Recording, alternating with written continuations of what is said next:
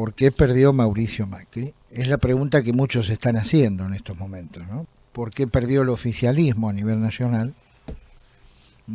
Que colaboráis mucho para las derrotas en casi todas las provincias y hasta aquí parece que en todos los municipios que Cambiemos había ganado en 2015. Veremos. Veremos el caso de Lanús, donde la victoria de Grindetti está discutida,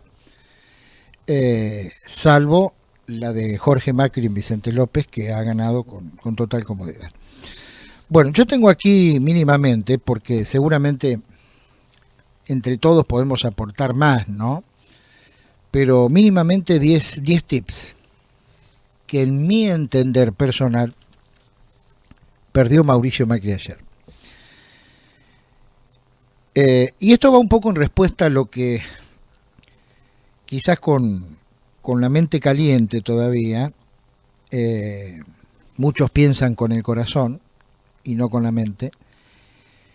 Están haciendo alusión en estas horas por las redes y demás como que a este 47, 48, 49% que votó contra el oficialismo no le interesa, entre otras cosas, la corrupción. No es así. No es así. Creo que Mauricio Macri hizo más que mérito para esta catastrófica derrota que sufrió ayer, ¿no? Y yo voy a enumerar distintas situaciones que nosotros hemos comentado en por lo menos los últimos 2 años, desde antes de la elección de 2017 en adelante. Porque las cosas no aparecieron de golpe, los errores cometidos y algunos horrores no aparecieron en los últimos meses. Aparecieron incluso antes de la victoria que el oficialismo tuvo en la elección del medio, esto es, en 2017. En primer lugar, yo quiero señalar que Macri perdió porque en 2015 la gente votó a un candidato que venía a recomponer. Esa era la esperanza. La gente vota básicamente a partir de la esperanza. Y finalmente pudo recomponer muy poco. La soberbia de Marcos Peña, esto lo apuntamos desde hace muchísimo tiempo, y el pensamiento de Durán Barba colaboró muchísimo. Yo diría que esto es fundamental para la derrota de Macri hoy. Porque el ecuatoriano, recordemos, si bien tiene como misión ganar elecciones, uno no puede siempre pensar en cómo ganar una elección aisladamente a cómo desarrollar una gestión. Porque en algún momento las cosas, los caminos se separan, ¿no? Muchas veces un gobierno hace cosas para ganar una elección que las paga más adelante. Y eso fue lo que le pasó a Macri. También tenemos hechos que posibilitaron en el ojo de mucha gente que no lo volvió a votar, ¿no? Por ejemplo, el entonces ministro o presidente del Banco Central, Federico Sturzenegger, rifó 14.000 millones de dólares, ¿recuerdan? No hubo autocrítica, nadie se hizo responsable, Sturzenegger está en su casa y nosotros perdimos los 14.000 palos. El gobierno miró para otro lado, al mismo tiempo que repetía que tenía el mejor equipo de los últimos 50 años. No hubo ministro de Economía nunca. Primero Pratgay, después Duhovne.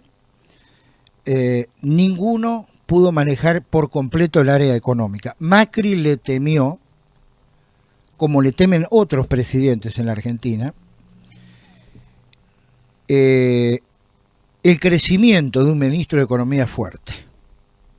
Como en algún momento lo fue Cavallo. No estoy hablando de las políticas de Cavallo, sino del peso que Domingo Cavallo tenía en el mejor momento del ministro en el Gabinete Nacional. Evidentemente tenemos políticos que llegan a la presidencia, por lo menos hasta aquí, salvo excepciones, que le temen a un ministro de Economía fuerte. ¿Por qué? Y porque si la economía anda bien, es un rival presidencial. Y esto está más que claro. La llegada de Pichetto a la fórmula presidencial fue reconocer la debilidad. Es decir, no ganamos. Traigamos a alguien, en este caso a Pichetto. No le sumó nada. Es más, perdió en Río Negro Macri Pichetto. Perdió en Río Negro. Funcionarios que tienen actualmente la guita en el exterior, en un contexto dificilísimo de lo económico, de lo social en el país, con un gobierno que nos pedía y nos pide que lo apuntalemos, que creamos en él, que nos pide esfuerzo, sacrificio económico. Sus funcionarios más importantes tienen sus ahorros en el exterior. Al mismo tiempo que en paralelo le piden a los argentinos que inviertan en el país. La gente sí, ellos no.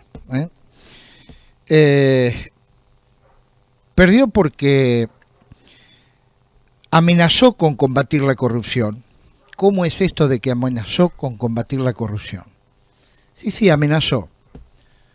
¿Cuántas denuncias hizo el Ministerio Público o quien se encarga de esto desde el gobierno a través de la justicia por hechos de corrupción? ¿Ustedes recuerdan cómo antes de las pasadas elecciones el gobierno jugó, esto también lo hemos planteado en su momento, con los carpetazos sí, carpetazos no, a los dirigentes sindicales? Finalmente, ¿qué pasó? No pasó nada. No pasó absolutamente nada. Es más, todos somos conscientes que al macrismo le servía una Cristina Fernández fuera, porque creían que la gente se iba a asustar y que finalmente el voto espanto les iba a ser favorable. Bueno, le salió mal. De una Cristina Fernández de Kirchner hace un año y medio atrás, prácticamente liquidada electoralmente hablando, a esto de hoy. Esto lo ha posibilitado el macrismo, el gobierno nacional, sus ministros, apelando a que el susto fuera su mejor aliado. Porque no blanqueó desde un comienzo todo lo que encontró, y en estos dos últimos ítems lo mismo pasó en Pilar. En todo caso, blanquearon tarde, porque en ningún momento después de asumir 30, 60, 90 días, 4 o 5 meses después, los primeros 6 meses de gestión, no quisieron blanquear la realidad económica y financiera, también social, con la cual se encontraron. Hablaron tarde de esto, cuando ya tenían el agua al cuello. Porque la idea de incorporar la pata peronista llegó tarde, lo de Pichetto fue un manotazo de ahogado, la apertura tenía que haberse realizado antes, porque no todo el peronismo, contestando un poco el pensamiento de algunos radicales y particularmente de Carrió, no todo el peronismo es ladrón. Pues ellos lo han puesto de esa manera, ¿no? Finalmente tuvieron que abrir las puertas, demasiado tarde. Lo de Pichetto no alcanzó. Las peleas entre sí, recordemos, esta bolsa de gatos que fue antes del cierre de listas, ¿no? Con amenazos, con desplantes, con portazos que iban y venían, puertas que se abrían, se cerraban, entre radicales y el ala dura del presidente Macri, llámese Marcos Peña, por esa discusión de cargos y de armado de listas y demás, a la cual no podemos dejar ausente afuera a Elisa Carrió, ¿no? Elisa Carrió hizo mucho para generar mucha pelea interna, y eso el voto independiente lo ve y se espanta. Y también porque tuvo que probar de su propia medicina. Dejó a los candidatos provinciales en estas sucesiones de adelantamientos de elecciones en las distintas provincias a la voluntad de Dios. El gobierno nacional no se jugó por ningún candidato a gobernador, que naturalmente perdieron en casi todas las provincias. Bueno, de esquemas provinciales perdedores no puede surgir un esquema nacional ganador. Esto es el 2+2 de la política, ¿no? Porque viene la desazón, porque vienen los enojos, los pases de facturas, las internas, el desgano, y fundamentalmente el error u horror político de no desdoblar la elección en la provincia de Buenos Aires, donde prevaleció el mirarse el ombligo, ¿no? La mirada chiquita, cortoplacista, de no permitirle a María Eugenia Vidal crecer por encima de las aspiraciones de Marcos Peña e incluso de Horacio Rodríguez Larreta. Liquidaron a la dirigente con mejor imagen que tenían. En estos momentos en el gobierno de la provincia solo se piensa manejar la mejor transición posible y cada vez están más lejos de pensar en cómo remontar el resultado para el 27 de octubre. Mauricio Macri retuvo solamente 2 territorios de los 5 que exponía. No solamente perdió en Río Negro, en las tierras de Pichetto, sino perdió en Mendoza, perdió en Jujuy, donde gobierna el radical Morales. Ha sido un escarmiento, más que un triunfo natural de la fórmula de los Fernández, porque también digamos que ni siquiera los Fernández esperaban semejante triunfo. Y yo quiero cerrar este primer comentario, que tiene que ver con el, a mi modesto entender, la derrota de Mauricio Macri, diciendo que el presidente debería privilegiar con mucha responsabilidad de aquí para adelante la gobernabilidad y posibilitar que no se deteriore aún más la economía, no rifar los dólares del Banco Central por encima de las elecciones del 27 de octubre.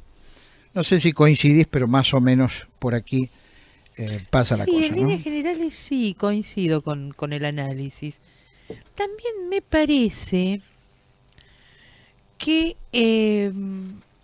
la dirigencia del PRO, el PRO mismo, la gente del PRO, me parece que tiene dificultades para interpretar lo que le pasa al macrismo muchas veces, y creo que ese es el error, en confiar, bueno, tiene que ver con la soberbia, también algo de soberbia hay en eso, ¿no? Cuando en suponer que todos somos como ellos. A ver si queda claro. Ellos entienden o suponen o perciben o interpretan o entienden que todos los ciudadanos de la nación, sobre todo los que estamos en edad de votar, nos parecemos a ellos. Y no es así. Ellos se parecen a ellos. Son ellos los que debieran, en todo caso, intentar parecerse a nosotros. Tienen una mirada un tanto idílica respecto a la sociedad. Yo siempre les he criticado esa suerte, no de lejanía, sino más bien de suponer que todos los ciudadanos, que los intereses de la sociedad coinciden con los intereses de ellos. Yo creo que, el PRO hizo un gran gobierno en la ciudad de Buenos Aires. Un distrito que tiene todos sus problemas resueltos. Porque, la ciudad de Buenos Aires tiene cloacas, tiene agua corriente, tiene luz, tiene un montón de... Sí, parten desde otro nivel de exigencias. Claro, yo creo que ellos tropezaron con el gobierno nacional. Creo que le pasó a a Ducote en la intendencia de Pilar.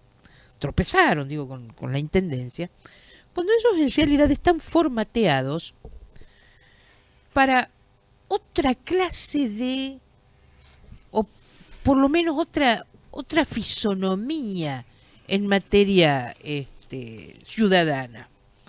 Claro, van a ganar siempre en la ciudad de Buenos Aires, porque insisto, la ciudad de Buenos Aires tiene todos sus problemas resueltos. ¿Qué tiene que hacer la ciudad de Buenos Aires? Sentarse a esperar que los bolivianos del interior, los que viven en las quintas, les lleven la verdura, digo, les lleven la carne, el carnicero, digo, no tienen mayores problemas en ese sentido.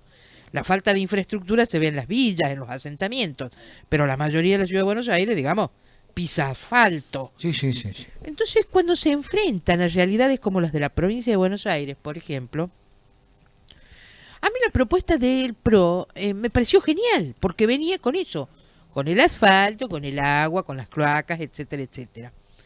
Pero me parece que como ellos mentalmente están formateados a la ciudad de Buenos Aires, a lo Cava, me parece que no supieron entender que si bien es cierto que la provincia de Buenos Aires necesita agua, cloacas, gas natural, asfalto, transporte, servicios sanitarios, servicios de seguridad, necesita un montón de cosas, me parece que primero no entendieron las prioridades. Y está muy bueno toda la obra que hicieron y la que prometieron hacer. Está claro que está bueno. Pero no entendieron las prioridades. Pero tiene que ver con esto, con ese formateo que tienen mental, que les impide asimilar todo esto.